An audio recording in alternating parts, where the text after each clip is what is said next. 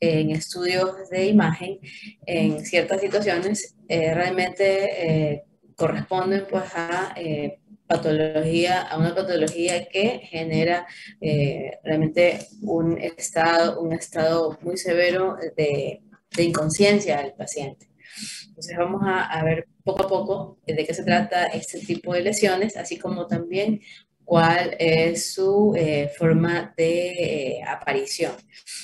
De manera central, y dado que el nombre hace alusión a su origen, vemos que hablamos de la palabra axón o axonal, recordando la configuración que tiene una célula nerviosa, las lesiones a nivel del axón, que es a nivel de esta zona que corresponde como que a la rama distal, que es la que lleva el impulso nervioso, es donde se va a producir la disrupción o el daño de las fibras nerviosas, que lo hace de manera unitaria en un sinnúmero de axones y puede representar pues estas pequeñas imágenes de tonalidad roja que vemos en en esta pequeña representación de una porción de parénquima cerebral.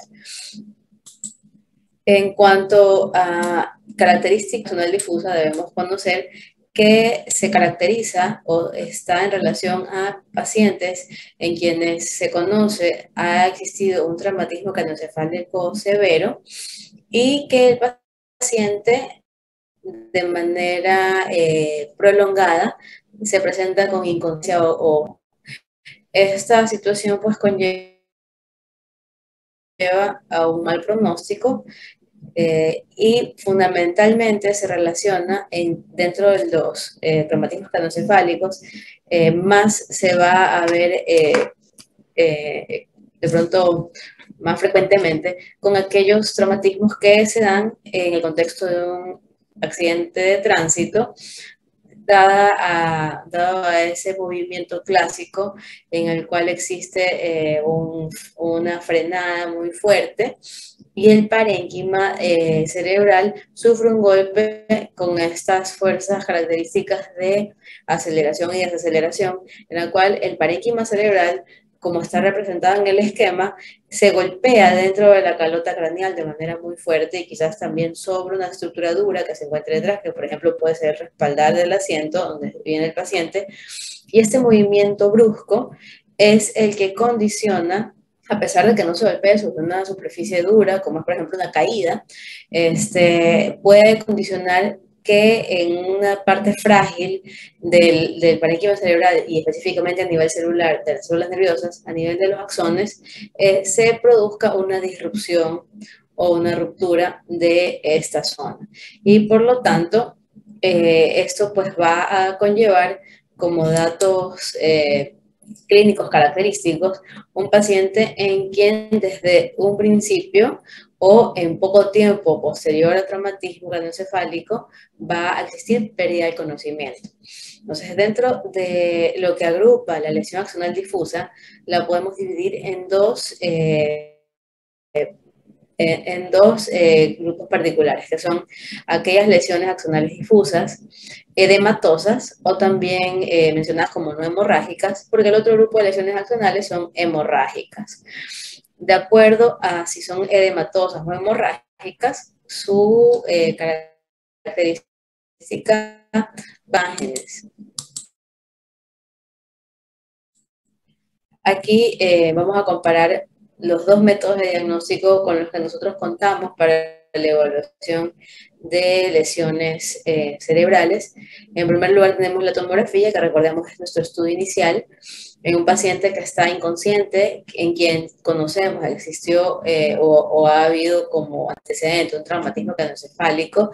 Es obviamente indicativo y adecuado realizar una tomografía simple del cráneo, en quien nosotros, bajo la noción de que está inconsciente, esperamos que existan datos importantes que se revelen a través de la tomografía que de primera vista parezca normal o de hecho sea normal ante nosotros bajo tomografía. tomografía, o de pronto vemos pequeños, dan debemos de complementar esta información, sobre todo dado el cuadro clínico paciente, que como les decía, está todo el tiempo en un estado neurológico bastante bajo. Hacemos una resonancia magnética, que este es el tipo de estudio que es el indicado para la identificación o cuando tenemos una alta sospecha de lesión axonal difusa.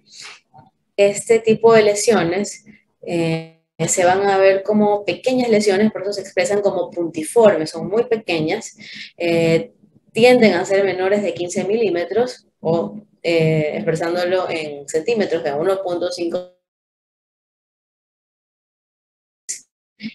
porcentuales en cuanto a su presentación más frecuente.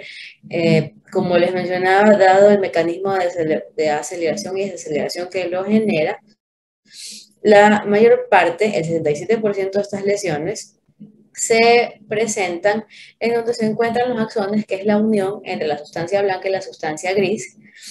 Recordando en las nociones básicas que tenemos sobre traumatismo craneoencefálico, recordamos que los lóbulos afectos con mayor frecuencia son los lóbulos frontales y temporales, y es el sitio donde también vamos a encontrar lesiones de origen de este tipo. Dentro de otra estructura donde podemos encontrar una particularmente característica de lesión axonal difusa es a nivel del cuerpo calloso, del cual nosotros hablamos al inicio cuando hablamos de la anatomía, y quizás es más gráfico para nosotros recordarlo en un eje sagital, como está en este esquema, donde tenemos esta estructura central que, como ya lo habíamos mencionado antes, es una red de fibras de sustancia blanca que tiene como objetivo el permitir la conexión entre los dos hemisferios, y es también este sitio que sin duda es un sitio no tan superficial, pero que podría estar relacionado con la presencia de lesiones que corresponderían pues a lesiones axonales difusas, y particularmente se tienden a localizar en mayor porcentaje hacia la parte posterior, o también llamada esplenio del cuerpo calloso. Para recordar, el esplenio del cuerpo calloso es la parte posterior y esta parte anterior corresponde a la rodilla del cuerpo calloso. Ahora, si bien es más fácil recordar su anatomía en la vista sagital, también lo debemos de reconocer, porque también lo podemos hacer a través de las imágenes en corte axial. Y eso se los voy a demostrar más adelante. Aparte de las lesiones en unión de la sustancia blanca y gris, predominantemente frontotemporales, a nivel del cuerpo calloso, que ya les recordé sus dos porciones, y predominantemente en la parte posterior o espléndidos, donde se encuentran más frecuentemente las lesiones que corresponden a lesión axonal difusa, también pudiesen encontrarse lesiones correspondientes a lesión axonal difusa en el tronco cerebral y a nivel de la protuberancia. A medida que tengamos lesiones más orientadas a nivel de tallo cerebral, entonces el pronóstico será peor para el paciente. Eso significa que es posible que no sobreviva este tipo de lesiones, puesto que son bastante severas y su recuperación pues no es frecuente.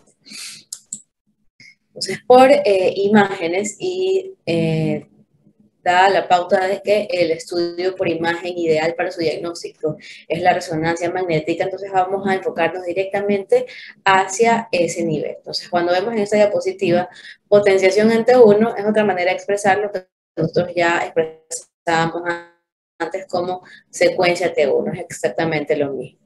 Entonces, habitualmente en esa secuencia puede que no veamos lesiones, las podemos ver normales, las imágenes en T1. Sin embargo, si las lesiones tienen un tamaño mayor de 1 centímetro y son de característica hemorrágica durante los primeros días, es decir, entre los 3 y 14 días luego del traumatismo, estas lesiones se verán hiperintensas. Mientras que en la secuencia de T2, las lesiones tipo, no, aquí fíjense que en T1 hablábamos de lesiones hemorrágicas que se verían hiperintensas. En las no hemorrágicas normalmente no las vamos a ver, de pronto cabría agregarle a esta línea.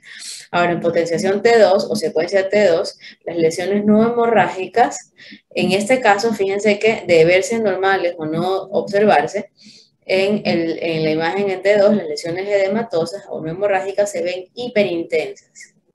Y por el contrario, esto es inverso en las lesiones hemorrágicas, donde las lesiones que en la imagen T1 eran hiperintensas, en la imagen de T2 son hipointensas. Entonces, recordando de manera resumida, en las imágenes de lesión axonal difusa hemorrágica, la hiperintensidad se verá en la secuencia de T1, mientras que si las lesiones axonales difusas son edematosas, son hiperintensas en la secuencia de T2.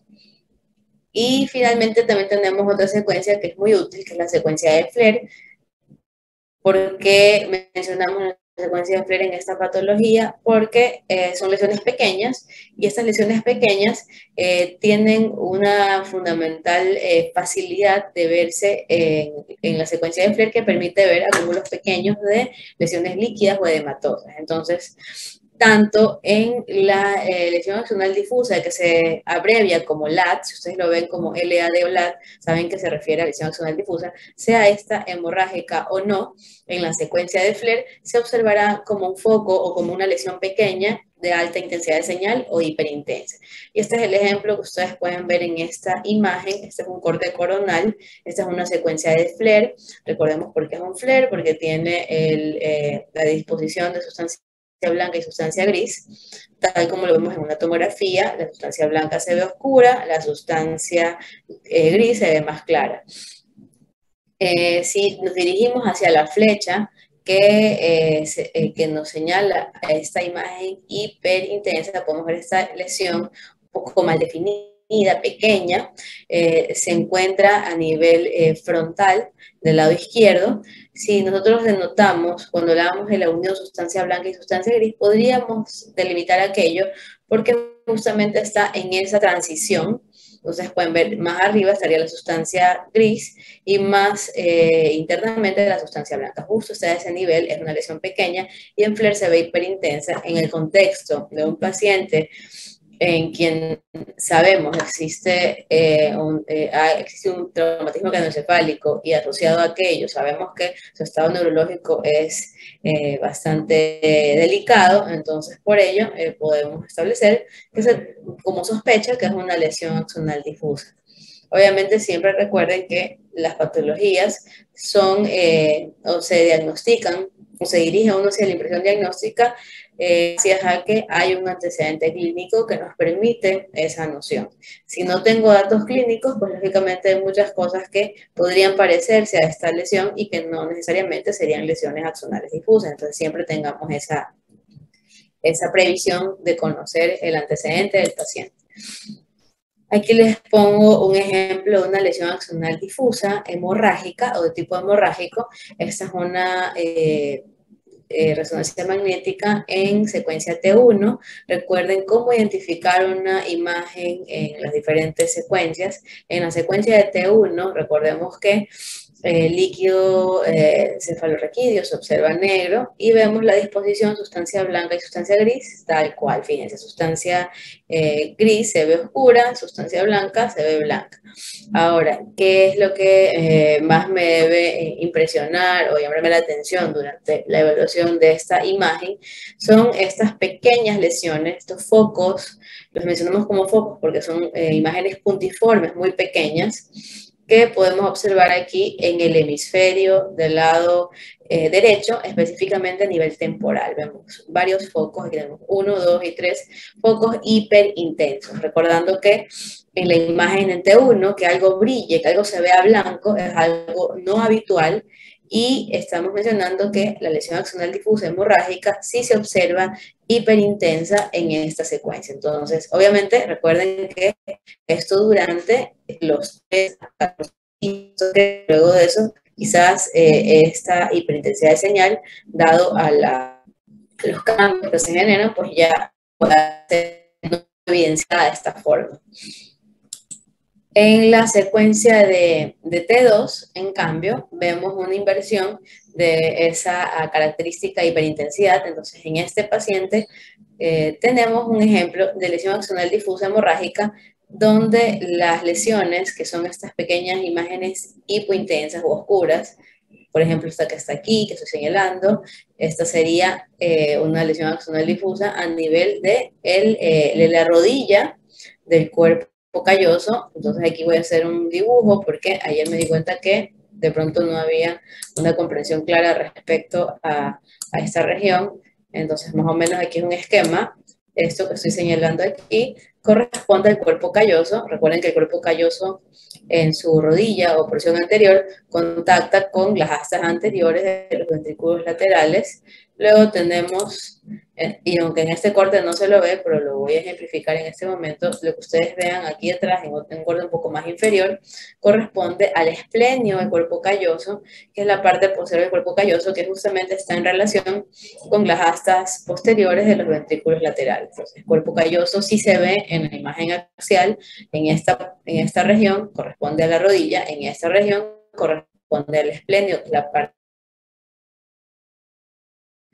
Entonces, en este paciente, lo que les muestro, lo que tienen que tomar en cuenta, vemos que hay de manera dispersa estas lesiones que se ven hipointensas. Vemos esta aquí, vemos también estas dos que se encuentran acá, y esta pequeña a nivel de cuerpo calloso. Entonces, todas estas lesiones que les muestro corresponden a pequeñas lesiones intensas que están en relación con lesión axonal difusa de tipo hemorrágico. Son hemorrágicas entonces cuando se ven hiperintensas en T1 y se ven hipointensas en la secuencia del T2. Vamos a ver ahora a continuación el ejemplo de las imágenes edematosas. Aquí ustedes pueden observar en este ejemplo, realmente tenemos dos secuencias que corresponden a una secuencia FLAIR. En estas imágenes tenemos al mismo paciente, la única distinción es el nivel donde está realizada la imagen. Aquí tenemos un nivel más bajo donde podemos ver el sistema ventricular supratentorial y aquí tenemos un nivel más alto en ese nivel que nosotros denominábamos el grano de café, donde estamos más a nivel de la región frontoparietal. Entonces vemos que en esta secuencia de T2 nosotros podemos identificar varias lesiones hiperintensas. Aquí tenemos una lesión en la unión de la sustancia blanca y sustancia gris de la región frontal del lado izquierdo. Tenemos aquí una pequeña lesión en la región quizás temporal o parietal, y también tenemos en esta parte posterior, que es muy importante detallar, que de pronto es la que no identificamos con claridad, que sería esto que yo les mencioné anteriormente. Esta zona corresponde al esplenio o parte posterior del cuerpo calloso, y esa zona regularmente debería lucir como lo que vemos aquí en esta parte anterior, que también es cuerpo calloso, pero en la región de la rodilla debería ser de baja intensidad de señal. Pero como podemos ver, hay un cambio, un mayor brillo sobre esa zona, y esto es debido a que existen lesiones a nivel del cuerpo calloso. Entonces ya hemos visto que este es un sitio habitual de su aparición y por tanto estas lesiones corresponden a una lesión axonal difusa. Tenemos también en este mismo paciente dos lesiones más en la unión de la sustancia blanca y sustancia gris de ambos lóbulos frontales. Entonces en este caso, todas estas lesiones que las estamos viendo en FLAIR y que también fueron vistas en T2, aunque no estoy poniendo la pauta, pero ya si hemos hablado respecto a cómo lucen las imágenes edematosas y sabemos que en T2 también se ven hiperintensas, entonces si son hiperintensas en T2, serían lesiones que corresponden al tipo edematoso, es decir, una lesión axonal difusa de tipo edematoso. Recordando también que si solo contamos con la secuencia de Flair, nuestro diagnóstico puede ir acorde a una lesión axonal difusa sin de poder determinar si es de tipo edematoso o de tipo hemorrágico, pero sí podríamos llegar a la conclusión de que se trata de una lesión axonal de tipo difuso. Entonces, ahora que hemos revisado lo anterior, aquí me va a ayudar Alessio Franco y vamos a leer el cuadro clínico. Alessio, por favor. Ya, dice, traumatismo cráneoencefálico severo, en paciente masculino de 25 años, sufre accidente de tránsito con pérdida de conocimiento. Gracias, Alessio. Ahora, me va a ayudar ahora Sebastián Vera. Sí, doctora. Ya, Sebastián. Entonces, dada la descripción de este cuadro clínico, entonces debemos indicar en este caso, como está en la parte superior de la diapositiva, qué secuencia nosotros tenemos aquí en este caso. Mande, doctora, perdón. ¿Cuál es la secuencia de resonancia magnética que estamos viendo en este momento, en este paciente?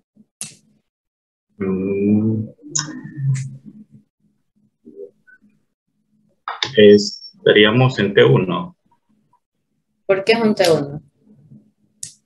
por como observamos el color del líquido suprarraquídeo. Ya. Gabriela Velasco. Sí, doctora. Gabriela, en cuanto a la descripción de la imagen, ¿qué opinas tú? Ya que podría decir, tenemos una imagen hiperintensa del lado izquierdo, a nivel frontal, se podría decir.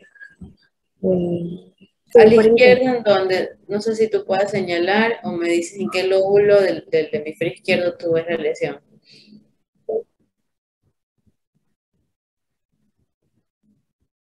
No, perdón, derecha. Sí, siempre me confundo. Derecha. Okay. Sí, siempre derecha. Ya, entonces, ¿en qué lóbulo del hemisferio derecho ves la lesión? Frontal. Frontal. Ok. Y en esta imagen contigua, ¿vemos alguna otra lesión a detallar o solo la podemos ver en la región frontal derecha? Observamos también una imagen hiperdensa a nivel de cuerpo calloso en la parte posterior, se puede decir en el espléndido, porque arriba es la rodilla del cuerpo calloso, sí, en el espléndido. Listo, Gabriela, gracias. Eduardo Vega. Sí, doctora. Eduardo, ¿qué tipo de secuencia tenemos nosotros aquí? No, yo comparto la opinión del compañero que es una T1. Ya, y en el T1, Alejandro, ¿cómo es la distribución de la sustancia blanca y la sustancia gris? Ya la sustancia en T1, la sustancia blanca era central y la gris era periférica, a diferencia como la TAC. A ver, ¿cómo otra vez? Ahorita pregunto en cuanto al tono, ¿ya? Porque la sustancia blanca siempre es en el centro. La cosa es La sustancia blanca se veía un poquito más clara, mientras ya, que la sustancia gris se veía un poquito más oscura. en T1. Sí. Mira, a ver, Marcelo Gómez. Para mí es la Flair, doctora. ¿Por qué, Marcelo? Cuéntame. Porque, o sea, la T1 es la sustancia blanca, o sea, se ve blanca en realidad, es hiper intensa. En la sustancia gris sí se ve hipointensa como tal. Y en cambio acá en la Flair es al revés. Michelle Uribe. Gracias, Marcelo. Michelle Uribe. Sí es en T1 porque vemos focos hiperintensos, no, porque si sería en T2 no se podría ver eso, sería ver focos hipointensos. No, Michelle. No, no, no. A ver, voy a explicarlo de nuevo, pero creo que no quedó claro. Una lesión axonal difusa puede ser de tipo hemorrágico o edematoso, ¿ya? Las de tipo hemorrágico y edematoso, ambas se pueden ver hiperintensas en la secuencia de Fleck. Las distingo por su origen hemorrágico o no hemorrágico a través de la evaluación de las imágenes en T1 y T2. Las hemorrágicas en T1 se ven hiperintensas, mientras que en T2 se ven hipointensas o quizás de pronto de una baja intensidad de señal, mientras que las edematosas son de baja señal o de pronto no se las logra visualizar en la imagen de T1, pero son muy evidentes en la imagen de T2. Ahí se ven hiperintensas. Entonces, antes de yo preguntarles esto, y sin esperar de que ustedes recuerden en la clase anterior y la anterior a la anterior, ya les dije cómo se distingue una secuencia de Fleck. ¿Ya? Lo hemos hablado durante 2 clases anteriores y justamente hoy día, antes de preguntarlo, se los volví a decir. Les estaba diciendo que la imagen de Fleck, si bien tiene líquido cefalorraquídeo negro, ¿verdad? Que hace pensar que se trata de una imagen de secuencia en T1, nosotros podemos discernir de que se trata de una secuencia de Fleck por la distribución blanca, como lo vemos aquí, se ve oscura, ¿ya? Y la sustancia gris se ve más clara o más blanca, ¿ya? Eso es lo que nos permite diferenciar una imagen en T1 y una imagen en Fleck. Ahora, en realidad, en la práctica, las imágenes les van a decir, ¿verdad?, qué secuencia es. ¿Sí? En la práctica, cuando ustedes revisen una resonancia, en todas partes les dicen en la parte inferior, aparte de los datos de explicación, les dice si es una Fleck, si es una T2, pero sí es importante que nosotros las podamos distinguir, porque recordemos, la secuencia de Fleck es una secuencia que proviene o que se origina muy similarmente a lo que se obtiene en un T2.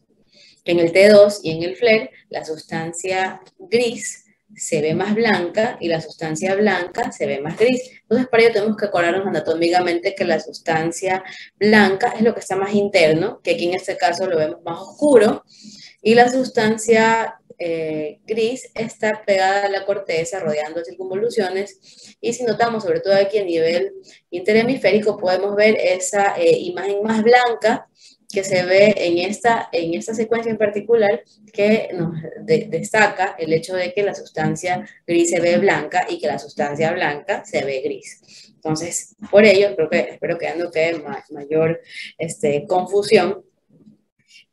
Nosotros podemos distinguir en esta secuencia que se trata de una secuencia de Fleck.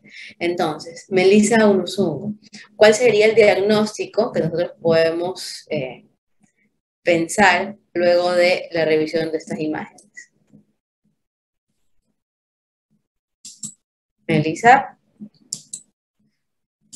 Melissa. Yo la veo aquí a Melissa, pero parece que dejó a alguien encargado, ¿verdad, Melissa? ¿O no me escucha?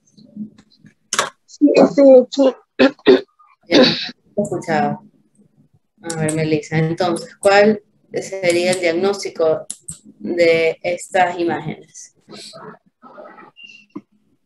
¿Algún tipo de hemorragia? ¿De qué hemos hablado hoy día, Melissa? ¿Yo he hablado de algún tipo de hemorragia?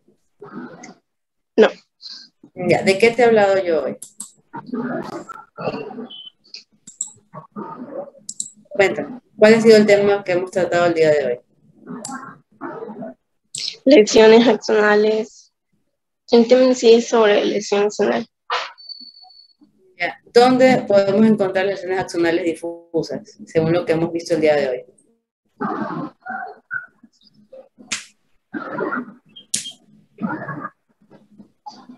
El lado derecho. No, yo te digo en general, no en estas imágenes donde ya es evidente. Yo te pregunto, ¿dónde se localizan con frecuencia las lesiones axonales difusas? Melissa, ¿es posible que enfoques un poquito más en la cámara como para yo poderte ver? Porque solo te veo en la frente. ¿Allí? Sí, pero mira, yo te digo, así En lo el, veo la mayoría, así están en clase. en el cuerpo calloso, en No la entiendo región. por qué tienen que estar así. Para la próxima clase, todos van a estar enfocados, tal como yo les doy la cara durante la clase, no les cuesta nada estar enmarcados de esta forma, ¿sí? Y otra cosa importante que vamos a hacer en la próxima clase es que yo pueda ver sus manos, las van a poner así, ¿sí? Y van a mirar de frente para yo tener la certeza de que realmente lo que estoy preguntando es realmente conocimiento y noción propia de ustedes a través de su estudio, ¿sí? Porque ya me lamento que durante las clases veo que estamos perdiendo realmente el interés de seguir lo que se está tratando de enseñar. Bueno, vamos a continuar mejor. Sí, entonces, en todo caso, esto rápidamente, dado lo que ya se ha preguntado varias veces, es una lesión axonal difusa, tal cual como lo hemos mencionado. Ahora no podemos distinguir que se trata de una lesión hemorrágica o edematosa, porque como lo pregunté y quería volverlo a preguntar, pero ya no quiero hacerlo, puede verse hiperintenso, sea edematosa o hemorrágica. Bueno, en cuanto a artificios, esto lo vamos a pasar rápidamente, saber que cuando el paciente se mueve, se va a generar este tipo de artificios que van a, obviamente, a ser necesario pues la repetición de la secuencia en la cual se genera el movimiento. Es por ello que el estudio, al ser muy extenso, pues da estas limitantes en las cuales se va a requerir pues que el paciente esté totalmente quieto para poder obtener una buena imagen para su caracterización. Vamos a continuar con las lesiones isquémicas y con respecto a este tema, nosotros ya tenemos una noción previa y quienes no lo recuerden, pues tienen las diapositivas y las clases que vimos sobre tomografía en el evento isquémico.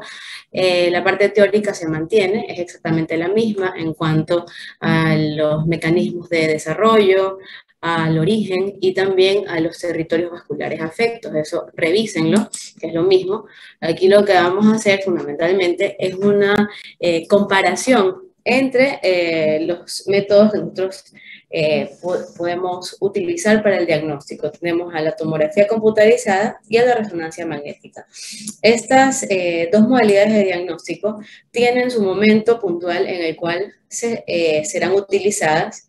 Igual no cambia que un paciente que llega al área de emergencia que no viene con el título, tengo una isquemia, sino que viene con características clínicas que me pueden orientar hacia ese diagnóstico. Entonces, cuando recibo al paciente, se hace un triaje, se evalúa a través de historia clínica, a través de un examen físico, y luego de toda esa evaluación, que debe ser rápida, se puede sospechar de cierta patología. Digamos que sospechamos entonces de un evento cerebrovascular y en ese caso nuestra dirección es hacia la evaluación tomográfica porque es el estudio de más fácil acceso, mayor disponibilidad, mayor rapidez. Y dentro de las primeras 24 horas de inicio de un evento cerebrovascular isquémico, es muy mandatorio realizar una tomografía computarizada.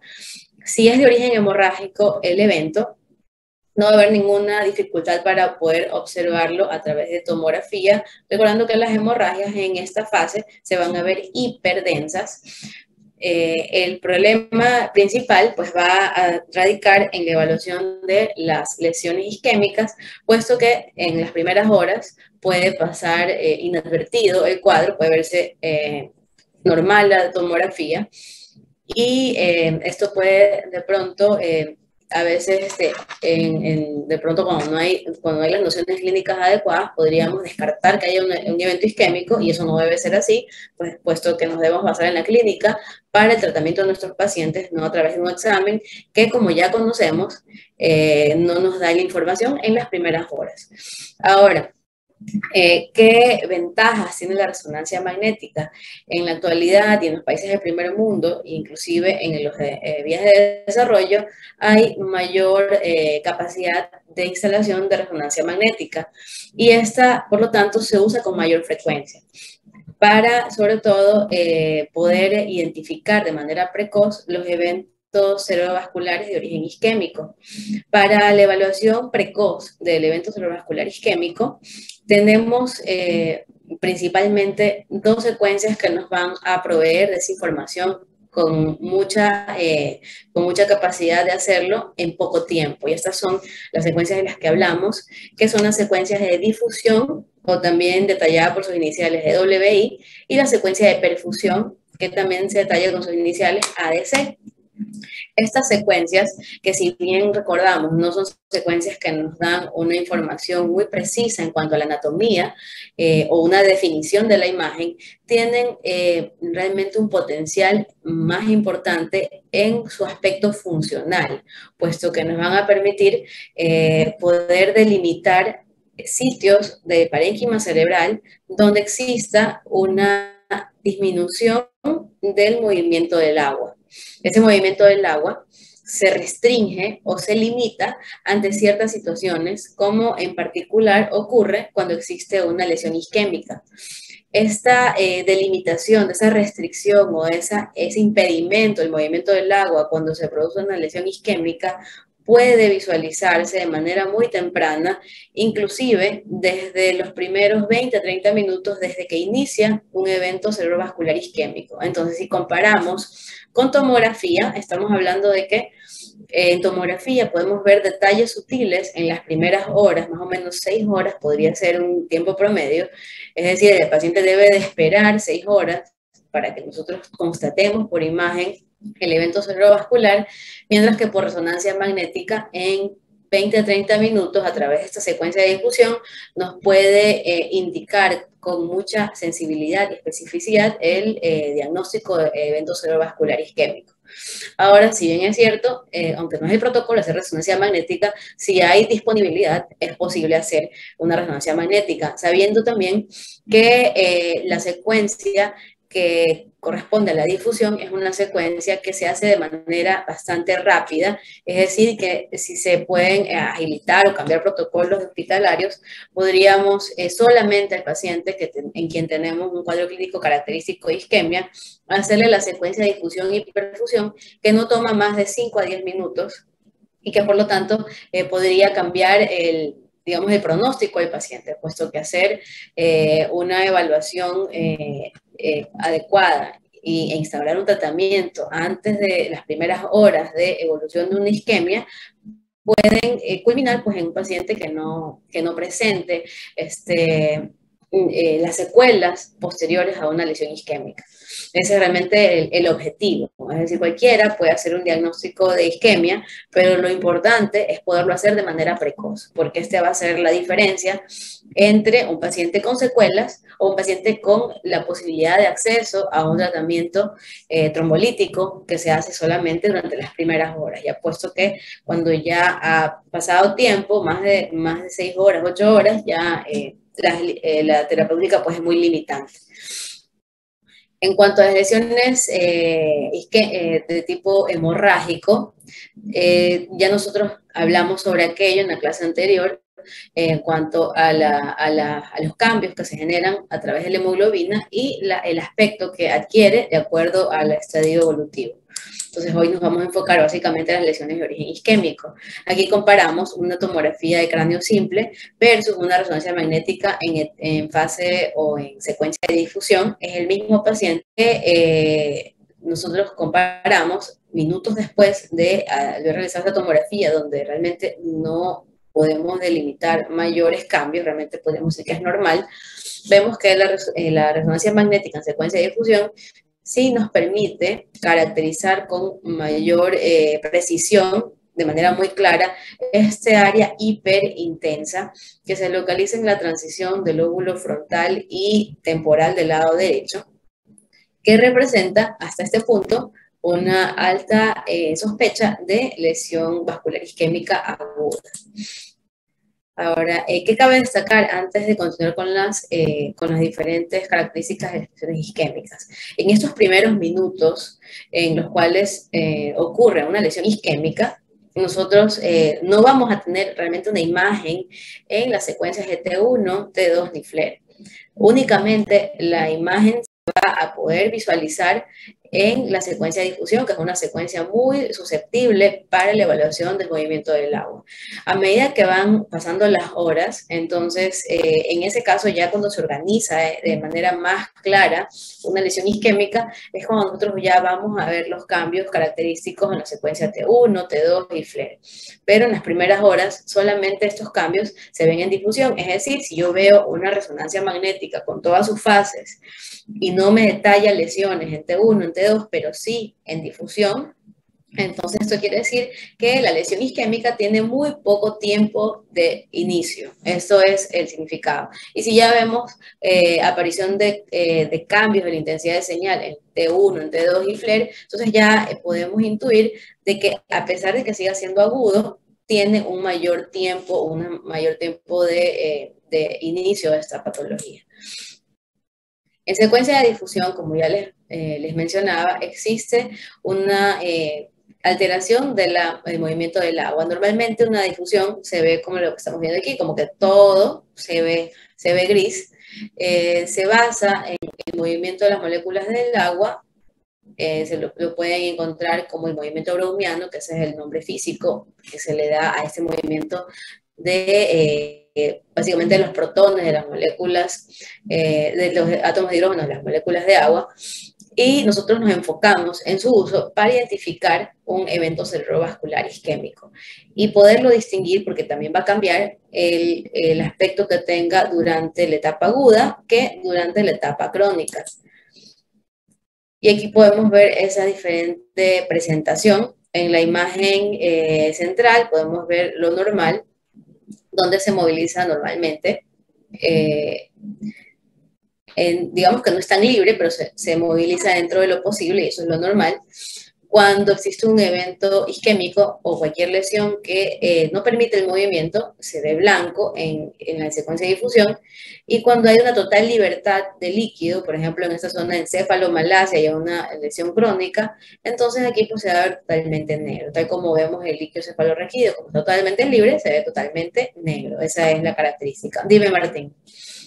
Doctora, mencionaba que por protocolo no se realiza, eso ya sabemos, se realiza tomografía como primera opción, pero ¿en qué caso sí justifica realizar una resonancia en pacientes con isquemia? O sea, lo ideal sería hacérselos a todos, pero hay muchos factores, realmente hay muchos factores que influyen negativamente, como lo son la falta de acceso, la falta de a veces de equipos, a veces hasta por lo económico. Lamentablemente esa también es una limitante muy triste con la que tenemos que atravesar.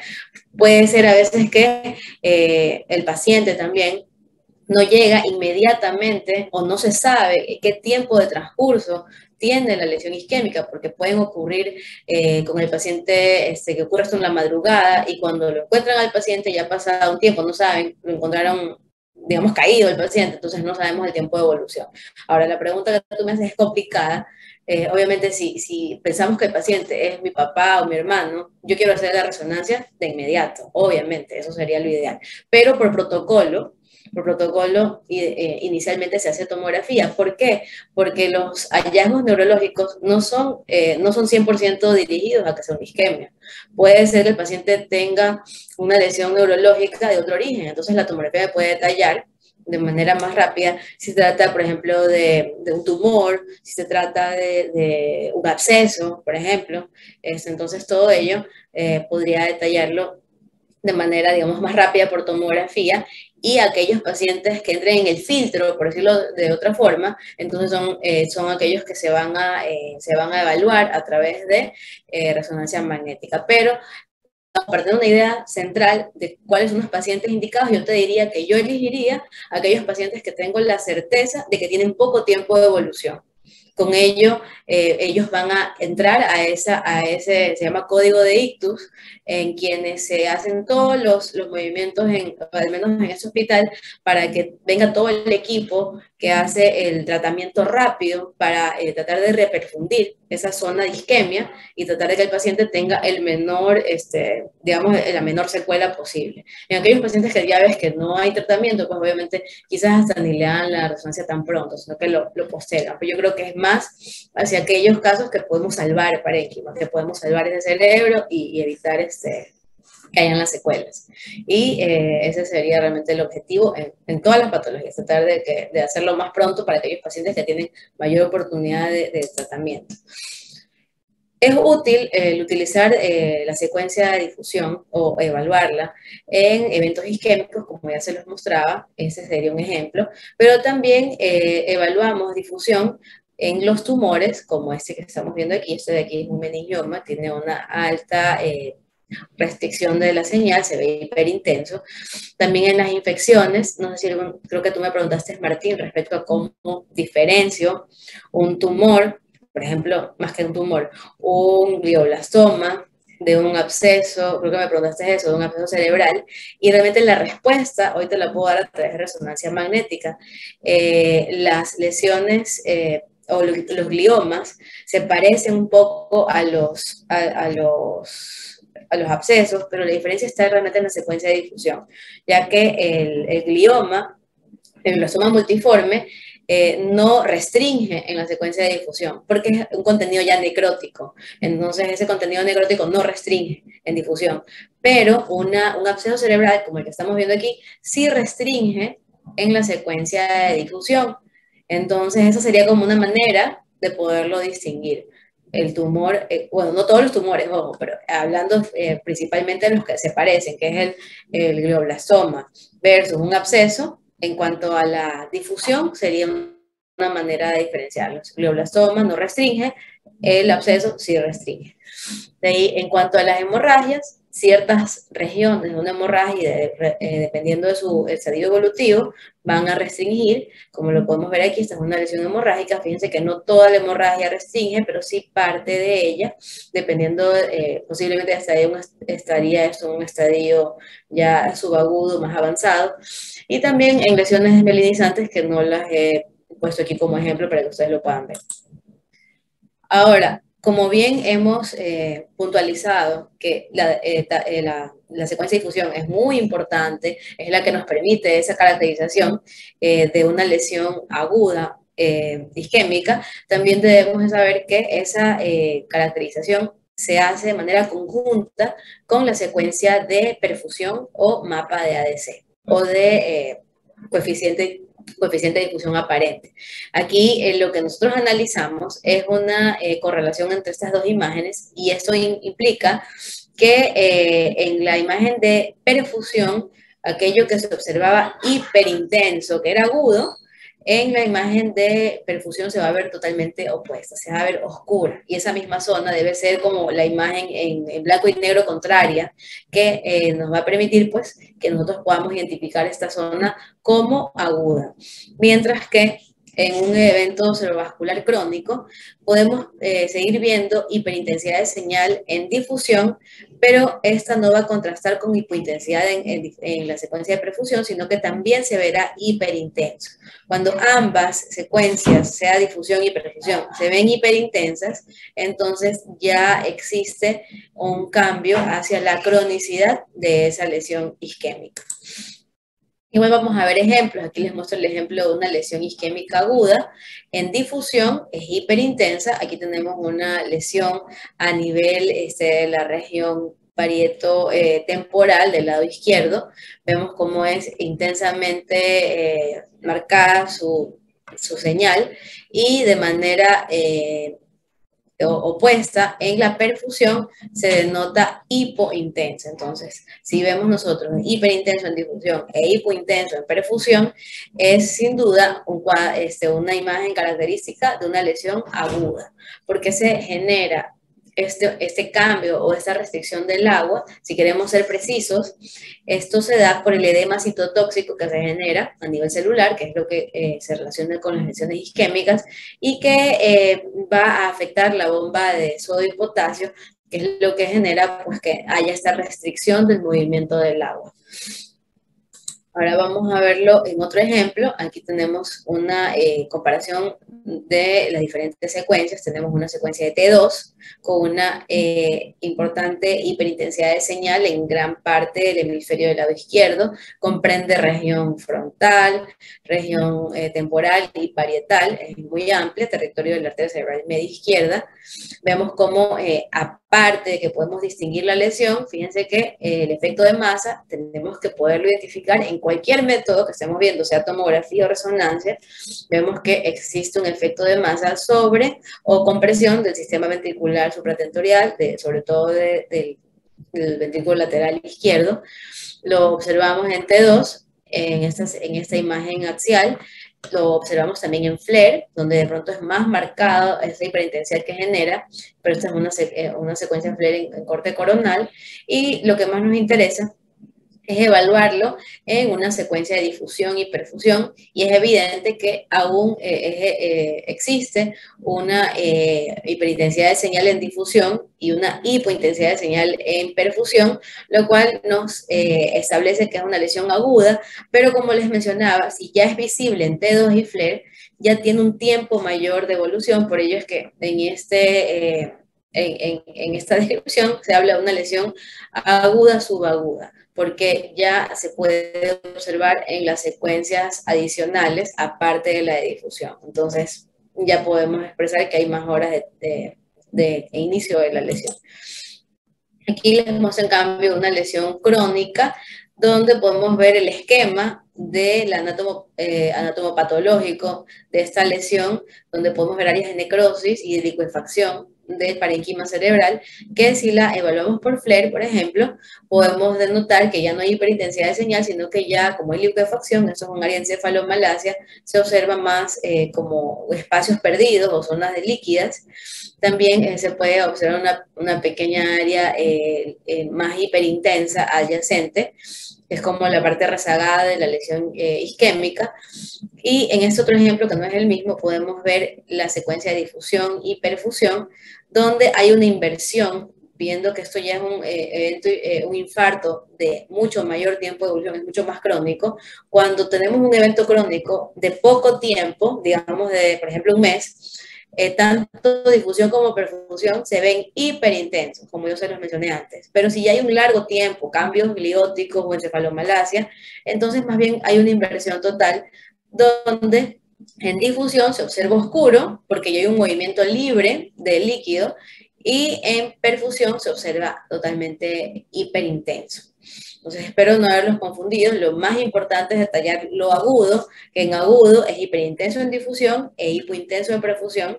Y en el estadio crónico reciente es hiper en ambos. Y en el estadio crónico de mucho tiempo, digamos que aquí hayan transcurrido meses, aquí vamos a ver una inversión total, donde difusión es hipo, porque hay libertad total de las moléculas para moverse, y en perfusión es hiperintenso.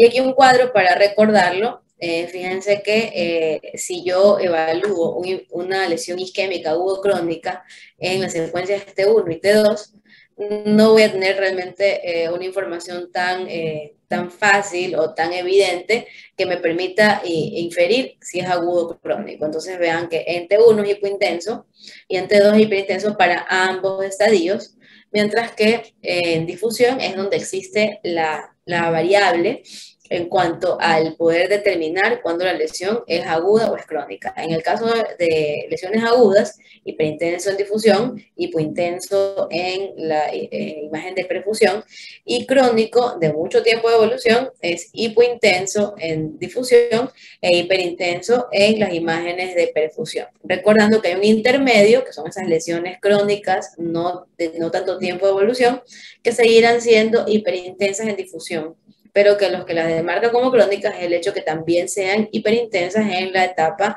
o en la imagen de perfusión.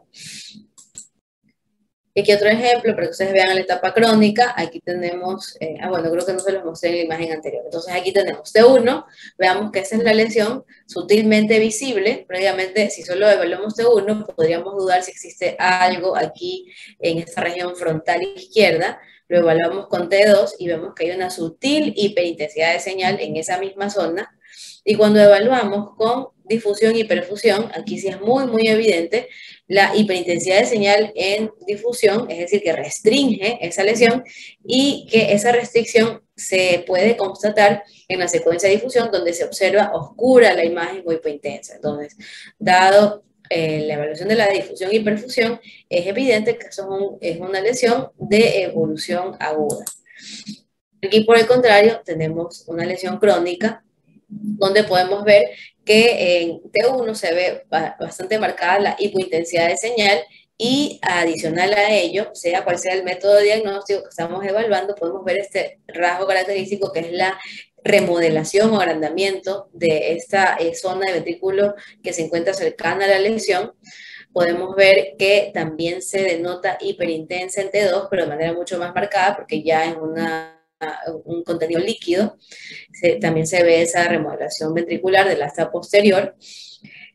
Adicional, podemos ver que hay otra lesión que no la vimos de entrada en la imagen de T1, que es sutilmente hipointensa y que vemos en el T2 es un poco más marcada su hiperintensidad de señal.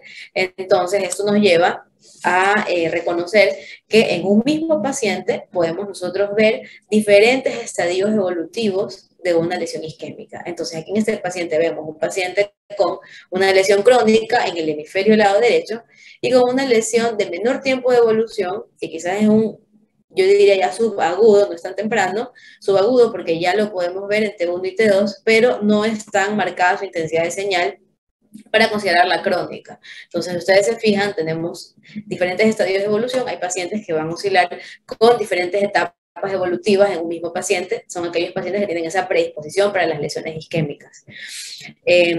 En la parte inferior tenemos otro caso que compara difusión y perfusión, donde podemos ver en difusión esta imagen hipointensa. Recordemos que esto es lo que ocurre en lesiones de ya mayor tiempo de evolución, y en la perfusión pues se ve totalmente blanca o hiperintensa, demostrando que se trata de una lesión de evolución crónica. Y aquí, para que tengamos una idea, una curva de crecimiento, digamos, de evolución de las lesiones en difusión y perfusión, que las podemos ver comparativamente arriba y abajo. Fíjense que para cuando reviso difusión, el líquido cefalorraquídeo se ve negro.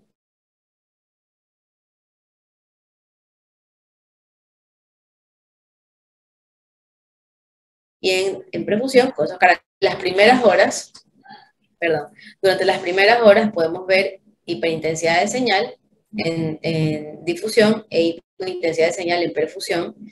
Vemos que a las 9 horas se ve más marcada la hiperintensidad de señal y a las 30 horas pues podemos ver inclusive que hay una extensión mayor de esta lesión. Quiere decir que definitivamente en este paciente no se logró hacer una intervención debido a que ya a las 6 horas recién es que tuvieron los datos para poder hacer un tratamiento. Entonces esto continuó, se amplió y vemos cómo a los 5 días persiste la lesión, pero baja un poquito más la intensidad de señal, y ya en una revisión de 3 meses posteriores vemos cómo cambia totalmente y se invierte la relación de hiperintensidad inicial a hipointensidad en difusión y de hiperintensidad en la secuencia de perfusión. Entonces, así como transcurre una curva en el tiempo y en las intensidades de señal que se pueden ver en los pacientes que presentan lesiones isquémicas. Bueno, estudiantes, entonces con esto pues terminamos nuestra clase del día de hoy.